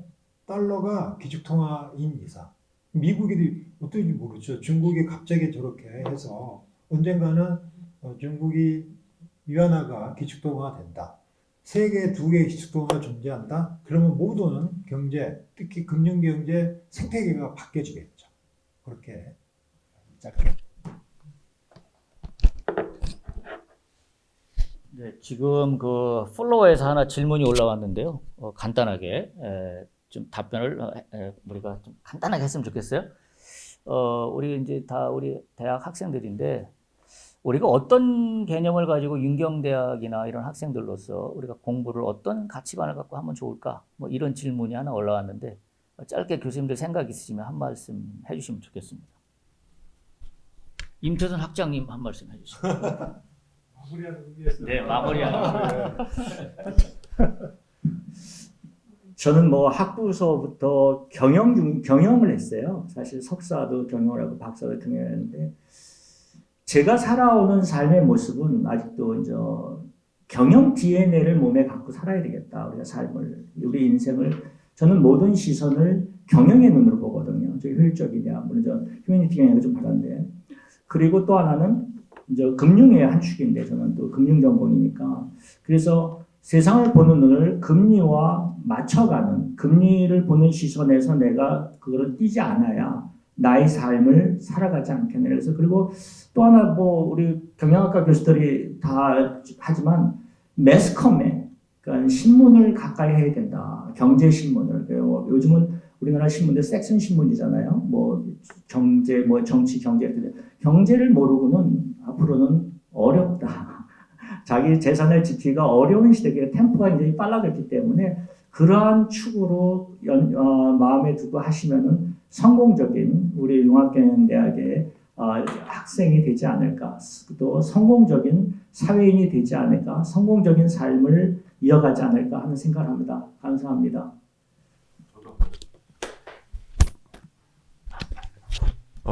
뭐 마지막을 이제 얼마 안 남은 시간이 너무 많이 지연됐기 때문에 간단하게 저는 뭐 우리의 마인드, 자세 이것보다는 말씀하시는데 이제 우리가 뭐 좀 우리가 신문을 본다거나 이렇게 말씀해 주셔서 간단하게 생각하는 게 뭐냐면 여러분들 저기 뭐냐, 우리가 책을 옛날에는 다 페이퍼로 된 책을 봤잖아요, 그죠?